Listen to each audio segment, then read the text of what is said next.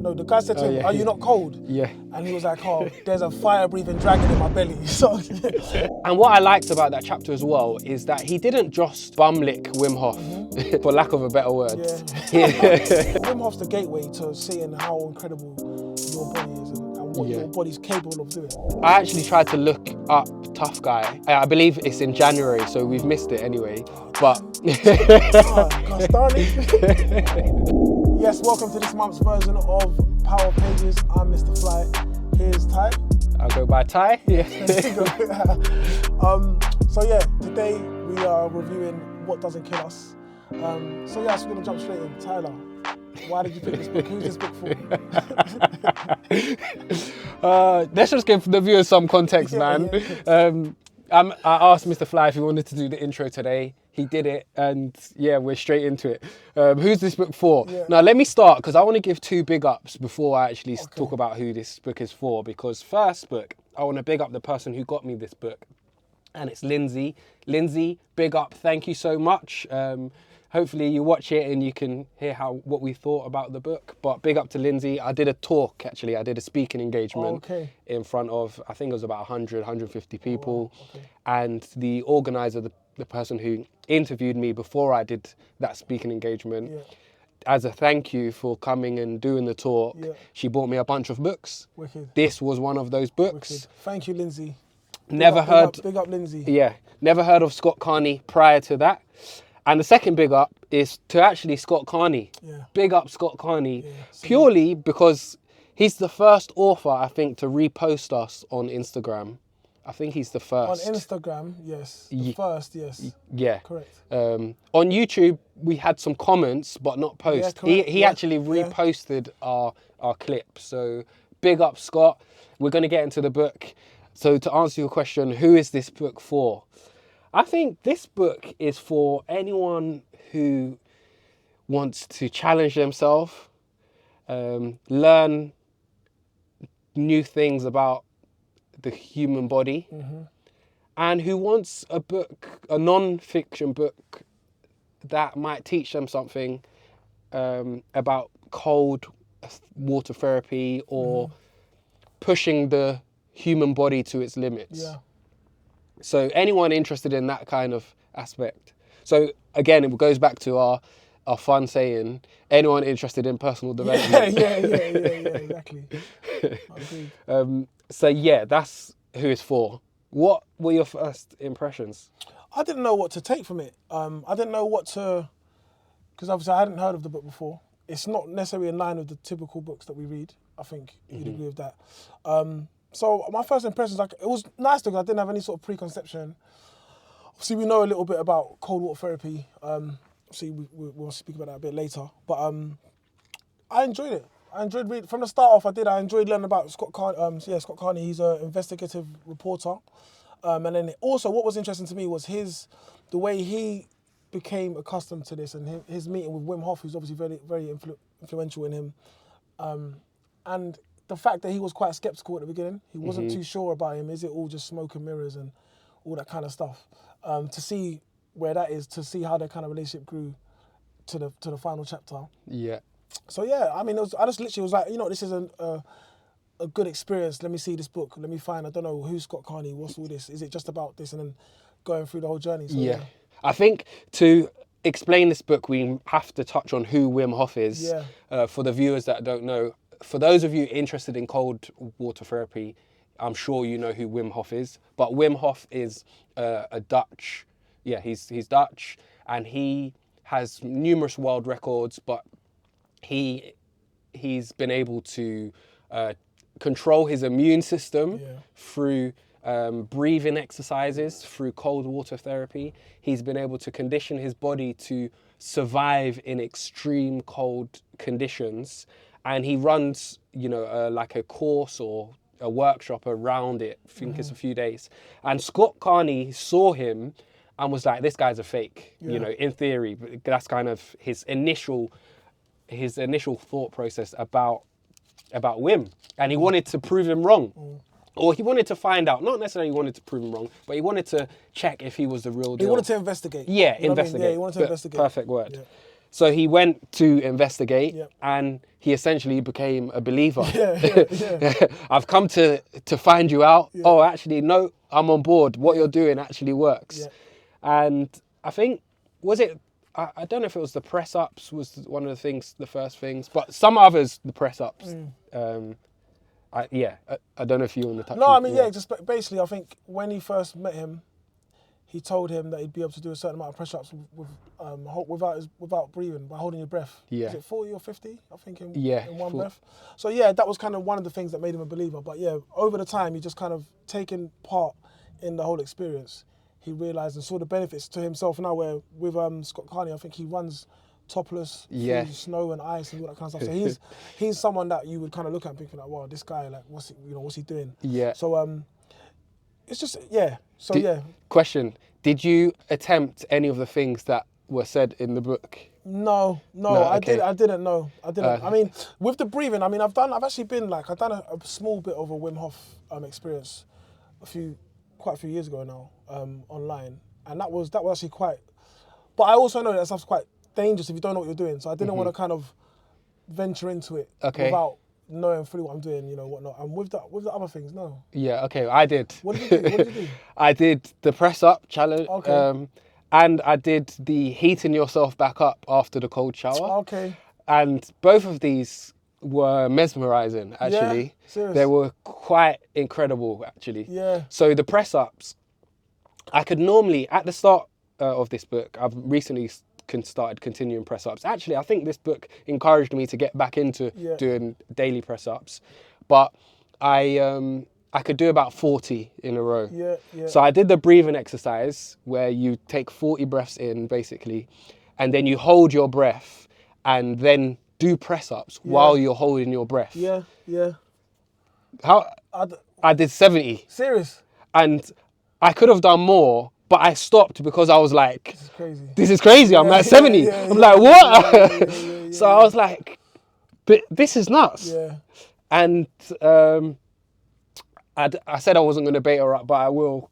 My girlfriend, I was like, you got to try it. So she couldn't do a press up before. Yeah. So I said, try it, let's see. And then she did it and she was able to do a press up. That's crazy. And I was like, but wow. See, the thing is, it's like, when you hear these things, it sounds like, oh, it's amazing, like magical, something like that. But it's not just, it's like science, and they understand the human body. Yeah. Because from my understanding of that is, you're just getting a lot of oxygen and you're fully oxygenating the blood before you go. Yeah. And then so you don't actually need to breathe in that moment. Like. Yeah. So yeah, it's cool, man. No, I might have to try that one then. Yeah, it was very interesting.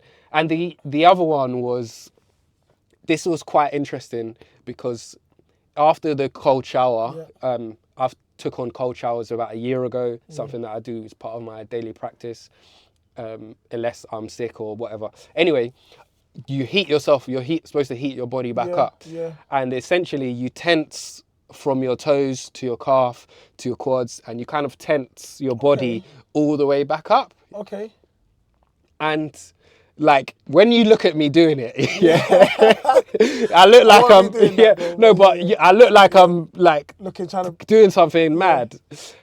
But after I did it, it's a bit warm. Serious. I'm like, is this in my head or? Yeah. So I've done it about three or four times, and each time it's felt a bit warmer. Yeah. And I'm like, I don't think I'm doing it properly, but I'm doing it enough to feel something. That's cool.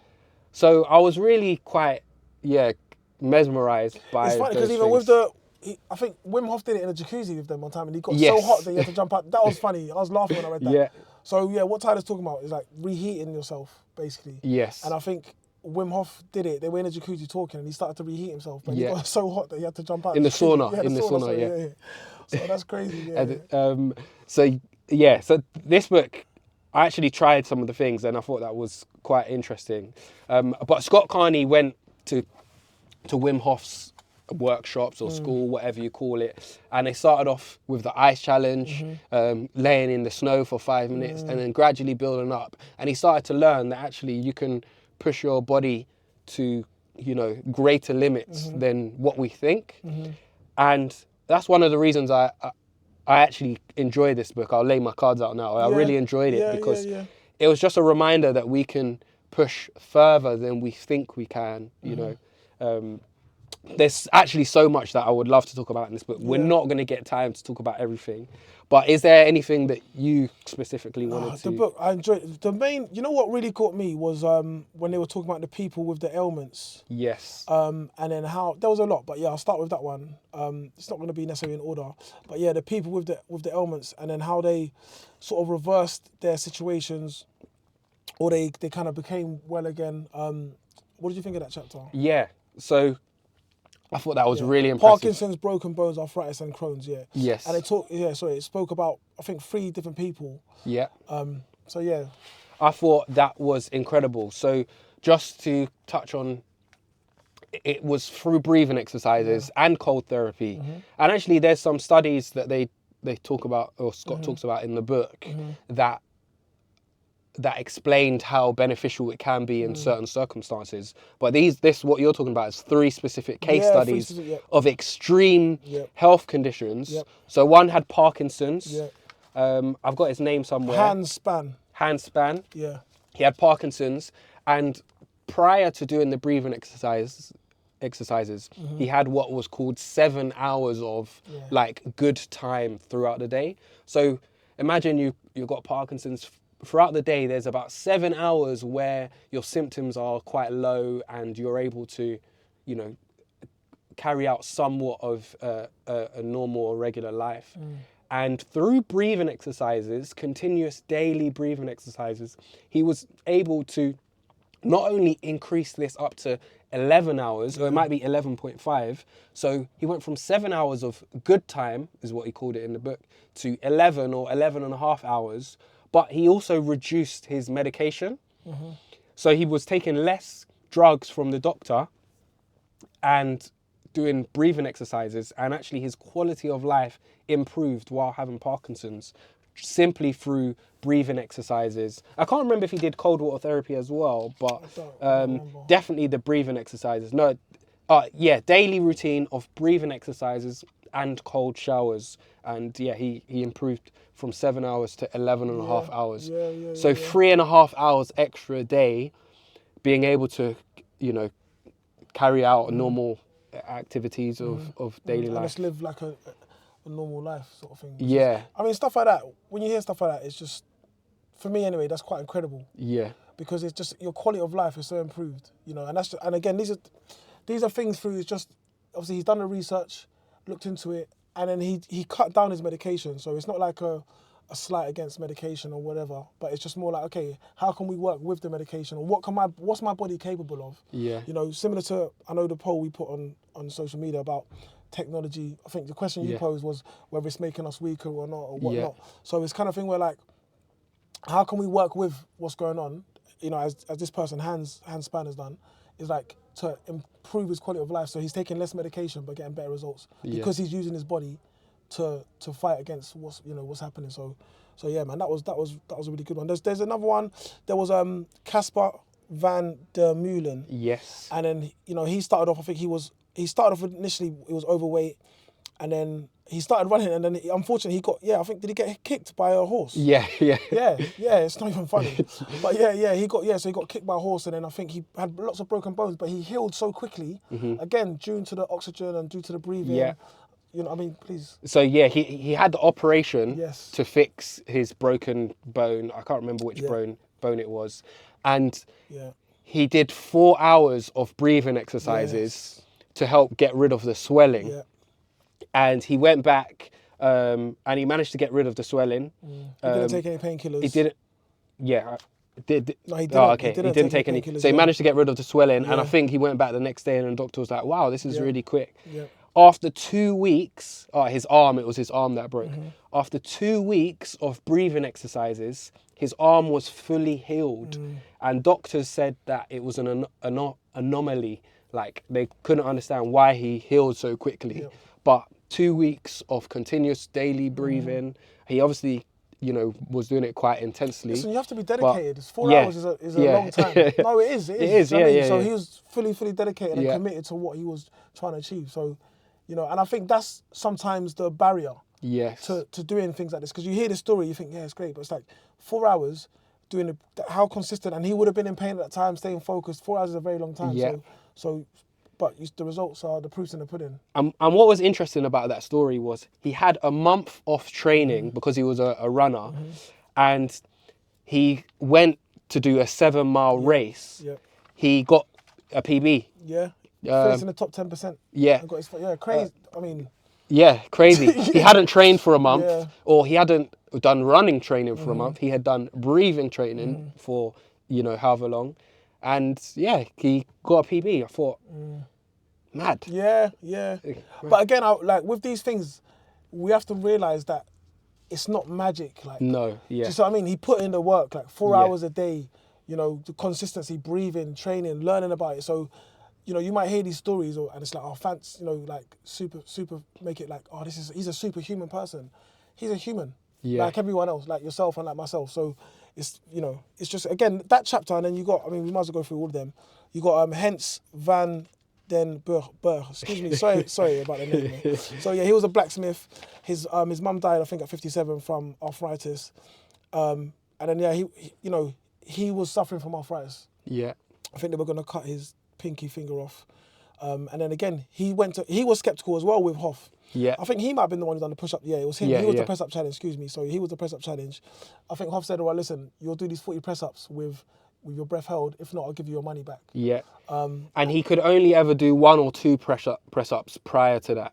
But yeah. No, and then Hoff made him a believer, I guess, and then now he's an instructor. He's one of the Wim Hof instructor. So it goes to show again, I think his quality of life also improved.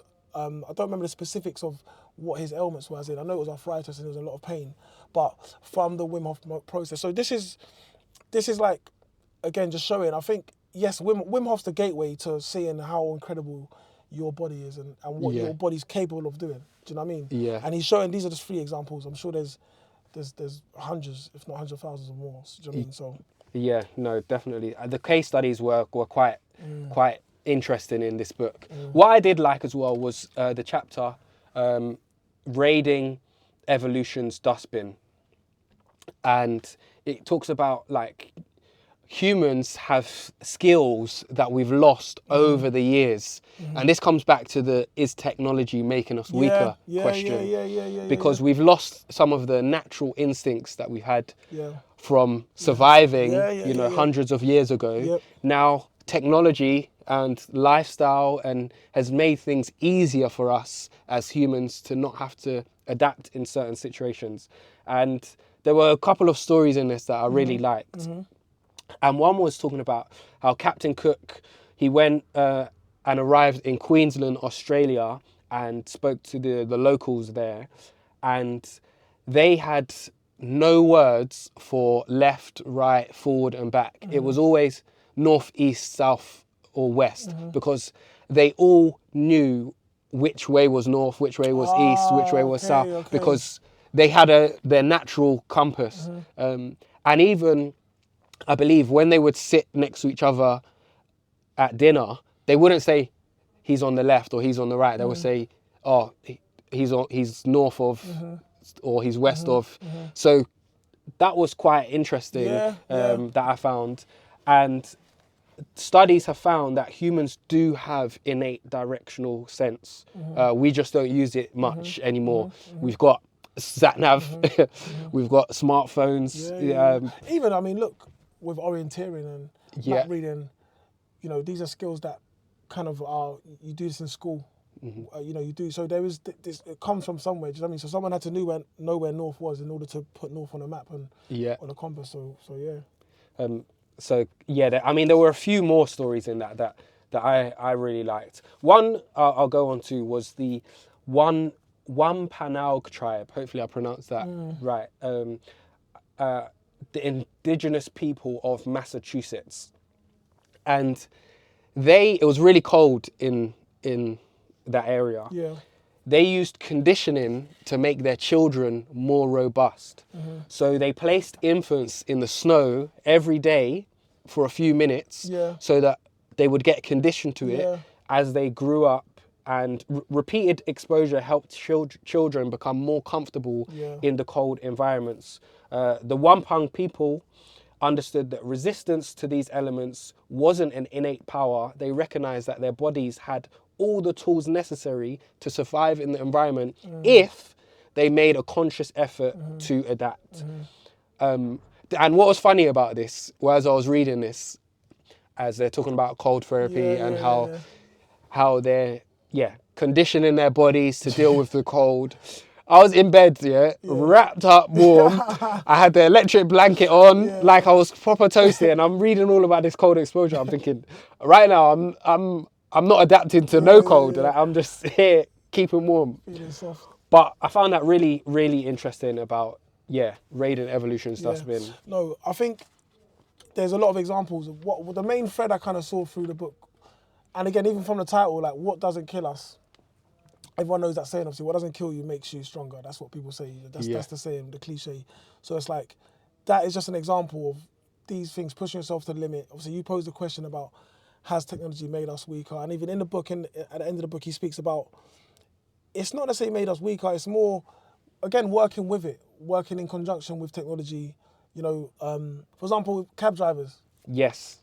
So black cab drivers, I know quite a few cab drivers, and obviously when they do that, if you're in England, you've got black cab drivers, they have to do the knowledge, which means they have to know all the routes around London, around the M25, to pass the test in order to get their qualification, and to get the certification to become a black cab driver. That is a skill, you know. If you ride down any road with them, they know where they are, they know how to get to wherever from wherever they are.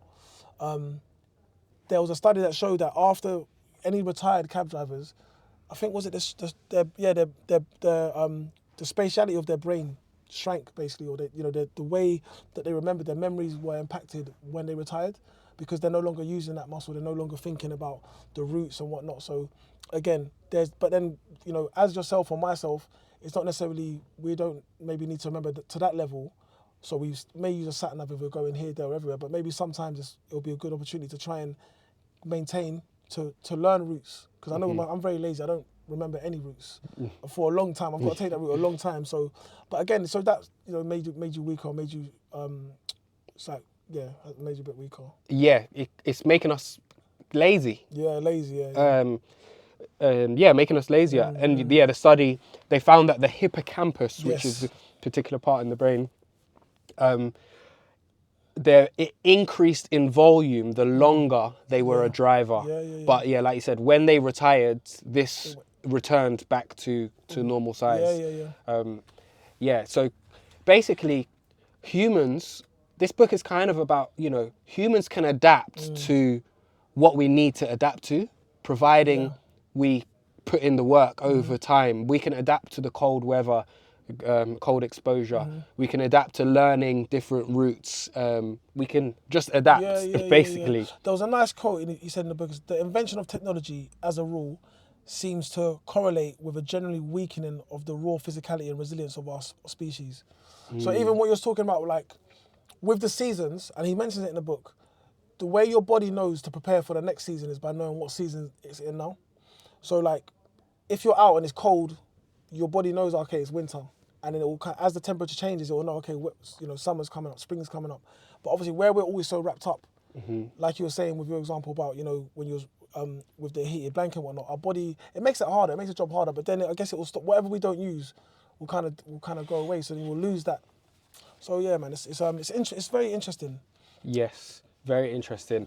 Were there, because there were other studies that I liked, talking about the brown adipose tissue, brown fat, which, so there's, I don't know too much about this from a scientific point.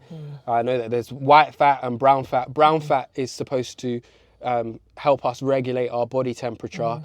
And I think I read somewhere, in fact, in Wim's Hof book, we haven't reviewed it, but I read Wim's Hof a year ago, and I think it talks about how babies typically have more brown fat because they have to, you know, they're coming into the world, they have to regulate their temperature.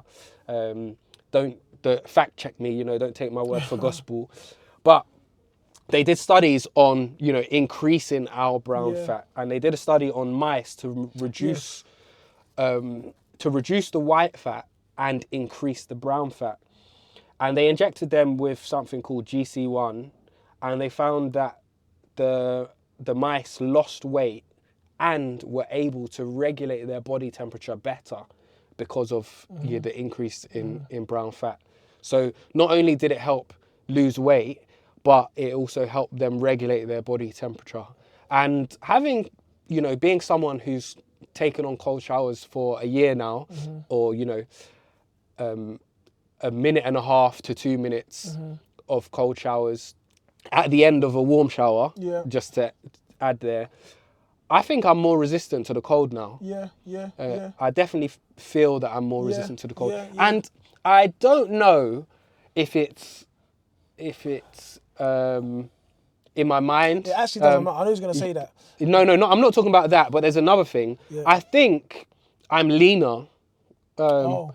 I think I'm leaner because of it. I don't know. Okay. I'm not 100% convinced because my diet changes up and down throughout the year.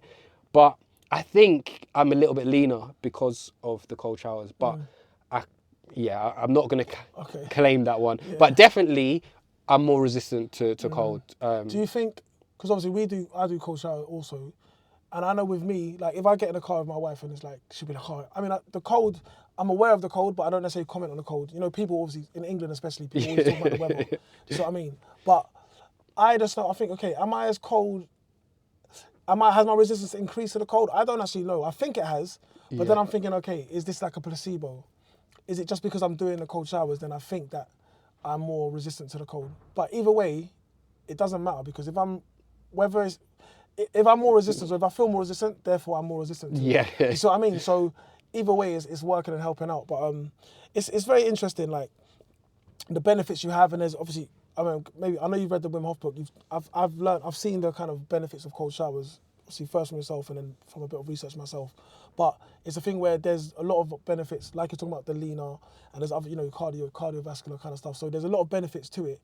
And again, it's good even from a psychological side, like a mental side, a resilient side, to put yourself through something that you don't want to do, making yourself do something you don't want to do. That's a benefit in itself already. Yeah. Just, I don't want to do this, but I'm going to do it. Do you know what I mean? That alone, that has effects on your brain and on your resilience, all that kind of stuff. So, and that's where I'm going to go to like Bib 2182, where he talks about the run that he done. Bad, I think it's called Bad. I forget the name. You mean of Tough the Guy? Run. Not Tough Guy. Yeah, sorry, Tough Guy. Yeah. Oh yeah. I didn't write the name down, but Tough Guy, which was here before the other run. So that run sounded really hard. Like, do you know what I mean? Like, what did you think of it? Yeah, Tough Guy. Do you know what I liked about the author is I feel like he's got integrity because I don't know if you saw it at the back of the book. Yeah, I did. He switched up the order of which he presented it in the book, and he mentioned that he did that. Yeah. Whereas he didn't really need to. He could have just. So, anyway, he did. No, that's big. I thought okay. Well, you said integrity, isn't it? Yeah, I feel like he's got integrity, and so he took on Tough Guy, which is basically a more extreme version of Tough Mudder. If you're from the UK, you probably will have heard of Tough Mudder, and basically an obstacle course. I think it was 10 miles, and he did this after he climbed Kilimanjaro, so he would have been already quite fit to do it. We'll come on to Kilimanjaro because I definitely want to touch on that. But it's an obstacle course, and he did it topless. Yeah. And he was smiling the whole way around, and the people that he did it with was like, you're the only person that's smiling throughout the whole challenge. But actually, he noticed there was benefits from doing it topless because he didn't have a top to get waterlogged. So where other people are wearing tops that are getting soaked, and now they're running in their waterlog, it's adding weight to them. So running topless. No, that was dope. That's what I was saying to you. Like what he said, and this when I do the cold showers now, anything is like he said when he's running. No, the guy said to him, "Are you not cold?" Yeah. And he was like, "Oh, there's a fire-breathing dragon in my belly." So that again made me laugh. I said, "Yes." Yeah. So now I'm like, I said, "Yeah, cool." There's a fire, and I don't know. Again, it's all mental, man. It's mental. So I was like, "Yeah, there's a fire-breathing dragon." Because that thought of that, it's like, I'm not actually cold. Like, it's the inner conversation, the inner voice. But that was big. I don't know if I could be running Tough Mudder or Tough Guy topless. I mean, of course I could, but would I? Yeah. Do you know, I found that funny as well, because, you know, maybe from a cultural point of view, can you imagine like, you know, a British person, like he's American, so he's like, you can imagine an American going like, yeah, I got the fire in my belly, man. But can you imagine a British person saying, you know, I think it would feel weird. It would seem a bit more weird. But as an American, I don't know, from a cultural point of view, I just found it funny. But this book actually made me think about Tough Mudder. Okay. All right. No, listen. All right. Because I'm glad. Just pin that one. Yeah. Okay. We'll pin that one. Yeah. Okay. Yeah. No, yeah. We can move on, man. So let's move on to Kilimanjaro then. Yeah. Cool. I mean, you started. Yeah. Okay. Because. Yeah, Scott Carney wanted to climb Kilimanjaro with Wim Hof. Yes. Wim Hof was climbing it with, I think, 20 people or something, and he wanted to get a world record for getting up there the quickest time. But when you climb up, you have to acclimatize to the climate. The lack of oxygen. Yeah, the lack of oxygen. So people normally climb over, I think it's the course of like 5 days, so that they can go up, sleep, acclimatize, and then and then carry on. But Wim wanted to do it in a world record time, and Scott Carney kind of had to prove himself to get on that trip, because it was only people that had been doing like breathing exercises regularly, cold exposure, that could go on the trip. And he managed to convince Wim. No, Wim's son didn't want him to do it. Yeah, Wim's son didn't want him to do it. Wasn't on it anyway, yeah. But even that, and I think because you can tell from him when we started at the beginning where he was like he didn't really believe, a bit skeptical about Wim Hof. So they kind of developed, especially on that walk as well, they developed a friendship or some sort of relationship, which was quite interesting to see the journey of how that went. Because from someone who you're going to see, like, is this guy a real guy? Yeah. To, you know, the conversations and the interactions they had on the Kilimanjaro. Yeah. Even for him to get to Kilimanjaro, because he basically called his son and said, listen, he's coming. Or, you know, he's coming. So that even alone, because he didn't have to do that. Yeah. So that was quite, that journey of like, well, I don't know whether they call themselves friends or whatnot, but they definitely had a relationship to some degree. Yeah. Was nice to see. And that he would bring him into that, because the walk was obviously quite, you had to be a climber, you had to do the breathing. There was a lot, there's a lot of stuff for yourself to get up the mountain in that record time. Yeah. And then as well, with Scott Carney, on the previous chapter, he went and met some guys from the army, and they gave him some statistics as to the percentage of people that would actually make it. Yes. Versus, say, if 20 of them went, there's a certain percentage, I can't remember the number he said, that wouldn't make it for various reasons, health reasons, X, Y, Z. Yeah. So, do you know what? That Kilimanjaro chapter, I enjoyed that so much. Like, I was gassed reading that. Like, I loved that chapter. I didn't make a huge amount of notes on it because I was so engaged. That was a sick way to end the book, which is why he obviously switched it around in the order. Well, it's storytelling, isn't it? Yeah, storytelling. And what I liked about that chapter as well is that he didn't just like bumlick Wim Hof, for lack of a better word. Suck up to. He didn't suck up to him. Yeah. He was being honest. Challenged him. They had a challenging interaction, and that's. You have to be able to have discourse with someone. It's not always going to be positive. It's not always going to be like, oh, Wim Hof, you're the, I think, so what we're getting at is, I think they got to a point where one or two people were feeling ill. Correct me if I'm wrong, there was a group of ladies or a group that didn't necessarily want to, Wim Hof kind of was like, well, I'm going. He kind of walked off. And then Scott Carney was with the group, and there was they were debating what to do. And then I think he followed Wim Hof. And then he said something to Wim Hof. I think Wim Hof was like, well, I'm going this way. And then he was like, oh, that was it. He said to Wim Hof, well, you've left them. If I come with you, how do I know you're not going to leave me? And I think, but then that made Wim Hof realise that, oh, actually, I'm leading these people. I can't just leave them. Yeah. Do you see what I mean, or whatnot? So, and that, I think, him having the confidence to challenge him and say that, because, this is Wim Hof. He's done all these amazing things, X, Y, Z. For him to, put his chest out and say, well, listen, I don't agree with what you're doing. You've left them. How do I know you're going to leave me? Why, and then it made him kind of reevaluate how he was dealing. And that was, I enjoyed that chapter too, the whole journey. Yeah. And Hoff was leaving everyone to beat the record, basically. He's like, I'm getting this record.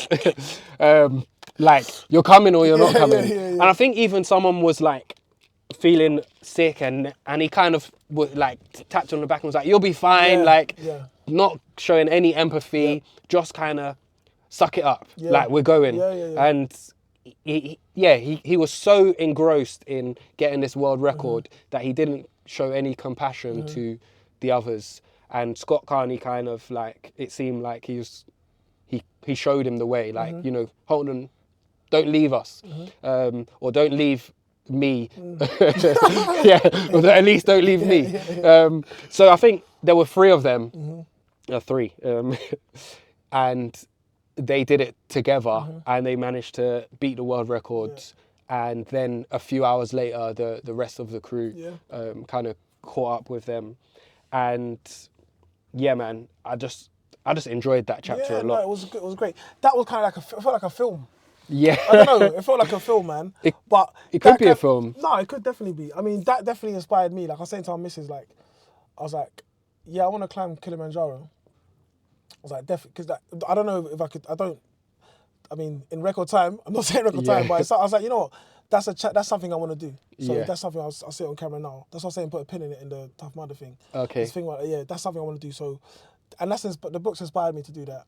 Obviously, we've seen, you sent me the video of the guys, I forget their name, who obviously went and saw and stayed with Wim Hof for a period of time. And more so because of like, with obviously we do the cold water exposure, and my wife, I'm always trying to get her to do it and whatnot. And I was like, this is something, it would be good to see. I want to look into going to Wim Hof at some point to see, but I'd go with my missus. She would be kicking and screaming and she wouldn't be on it. But it's something I think, you know what, it'll be cool, man. It'll be, and from seeing the video that you sent me that time of those guys, that looked quite cool, man. So I guess it's an open invitation. Yeah. I think it'll be sick. I think it would be good, man. He's obviously inspiring many people, and Wim Hof has obviously inspired Scott to take on, you know, this new lifestyle. We mentioned, he runs topless in his area. I was thinking about that, and I was thinking, could I run topless in, like, where, I don't know where he lives, but we live in London.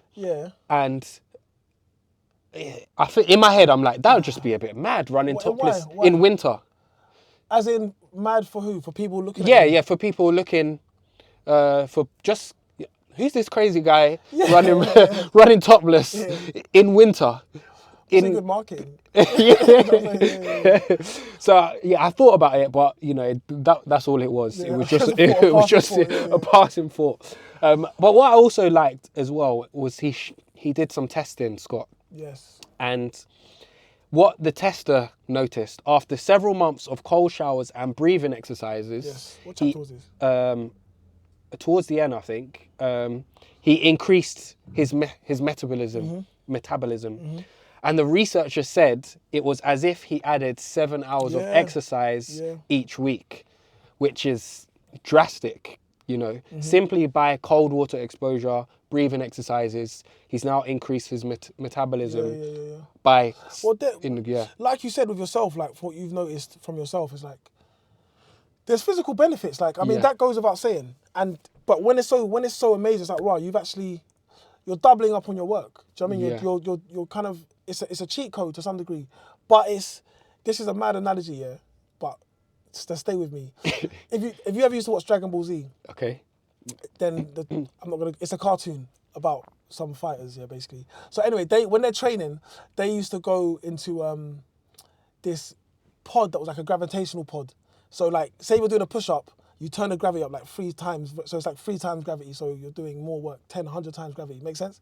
So then with the cold showers, I'm like, okay, cold shower, I'm going into my chamber. Like, this is getting me there quicker. It's like, anyway, so that's kind of like, but then the proof's in the pudding, obviously with Scott Carney, because you're seeing the benefits. It's like he's doing more work, but he's not, but he is. Yeah. Do you know what I'm saying? He's getting the benefits as if he's doing more work. And the thing that I loved about the cold water exposure and the cold showers is how little time it takes. Yeah. Many people, you know, say they can't fit in exercise or whatever because of time, but cold showers is simply mentality. You know, it doesn't take long. It's 2 minutes at the end of your hot shower, even, you know, start with 15 seconds. build up, whatever. That's how I started. In fact, I've got a video on it on my other YouTube channel. I might put that in the description box, maybe, if you want to check it out and start doing some cold exposure. But it doesn't take long. No. Which is one of the things that I love about it. It's just, all right, cool. Let's go. Let's go. And I mean, aside from the physical benefits that I feel I'm getting, there's also the mental benefits and also that buzz to get you going in the day. No, I think it's the mental. Yeah. It's the mental, you know. But yeah, so this book for me was a great read, and it definitely inspired me. I mentioned earlier about press ups. I used to do daily press ups Monday to Friday, and from doing the press ups, I think that contributed to me getting back to doing them at the moment. And it's just made me think about, you know, how I'm going to challenge myself physically this year. I normally do one physical challenge each year of something. Yep. Last year was the cold showers. Yes. This year, Tough Mudder. Because we're saying Tough Mudder a lot. Tough Guy was the original, created by Billy Wilson. He's a former member of the British Army Grenadier Guards, and he started it in 1981. And he actually he did an out-of-court settlement with the founder of Tough Mudder, and he got paid $750,000 off the back of that settlement. So, Tough Mudder is Tough Mudder, but Tough Guy is the originator from what I've seen in this book. So, Billy Wilson, big yourself up, man. And I actually tried to look up Tough Guy because I believe it's in January, so we've missed it anyway. Oh, but gosh darn it. Because I thought, okay, it'd be good to do the Tough Guy. But I couldn't really find any website specifically about. So I don't know if it's shut down now or he's moved on. I mean, Tough Mudder, a few friends of mine have asked we could. That's light work, not light work, but I'm up for it. Oh, about doing Tough Mudder. Yeah, I'm up for it. Yeah. And I mean, for me, that just made me think. That made me come back to business. You know, that guy who started Tough Mudder, he stole his idea basically. Yeah. And allegedly, and it doesn't sound great. But his marketing was way better. Yeah. That's how, for those loyal subscribers, you know that we read some business books here or, things about business. And Tough Mudder is kind of a household name in UK. Definitely in fitness. In fitness, yeah. I mean, I know everyone that trains and stuff. I think fitness-wise, I don't know. Yeah, maybe not if you're not fitness. Yeah. But if you're into fitness, you probably would have heard of Tough Mudder in the UK, and simply branding, marketing. Yeah. So, we've got books on marketing. Contagious, check that book review out. That's a great book on marketing. But yeah, let's go on to our difficulty rating and star rating. I've been umming and ahhing about my star rating. And we'll start with difficulty rating. How difficult was this book? The fact that I enjoyed it made it easier to read. But especially at the start, the chapters were quite long. So I'm going to give it a 2.25. Yeah, let's split it in the middle. Anyone that's been watching this for a long time knows how Tyler used to get onto me about awkward numbers. But it's fine, 2.25, 2.25. Right, cool. 0 easy, 5 difficult, 2.25. Cool. Difficulty rating for me, I enjoyed the read, I enjoyed his writing style. It was a 2 because the chapters were quite long, but I read this book quite quickly and I enjoyed it, and I did enjoy it. So yeah, 2. I didn't find it difficult to read. Star rating. Look, it's 2024, the time of recording this. And I'm thinking about... It's the first book of the year, isn't it? It's the first book of the year. And I'm thinking about if this is the year of the upvote. Because I said it last year, but I didn't really do it. And I think I want to start this year strong. Okay. And what I look for in the book is, did I enjoy it? Okay. Yes. Did I learn something new? Yes. And did it encourage me to take action with something in my life? Have I changed anything in my life because of this book? Those are kind of 3 criteria that I look for: enjoyment, learning, and action. And it's ticked all 3 boxes. Oh, wow. Okay. I enjoyed it. Yeah. Yeah, as we've spoken about. Learned new things about, you know, Kilimanjaro, about the breathing, the altitude training. And I've already started doing, you know, the press-ups, like I said. Yeah. It's contributed to that. Yeah. And it's made me think about what challenge I'm doing this year. I haven't taken action on that yet, but it will. Okay. So, the year of the upvote, 5. 5. Yeah. 5. Yeah, that's from 5, yeah.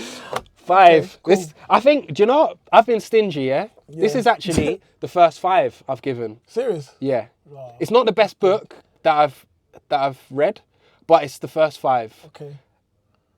It's a great book. Yeah, I enjoyed no, it. say I that, enjoyed yeah, it, man. yeah. I enjoyed it.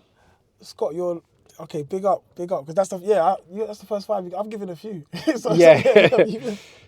So for me, I mean, if I look at your criteria, I think I agree with. It hasn't really. No, well, I want to, like I said, Kilimanjaro is definitely something that I'm gonna do, and I'm gonna definitely look into. I'm not gonna commit 100% to the Wim Hof experience, but it's something that I will look into and I would like to do. So it has inspired a few things. And the press ups, I just want to see what. Well, you got 70, yeah. So, yeah.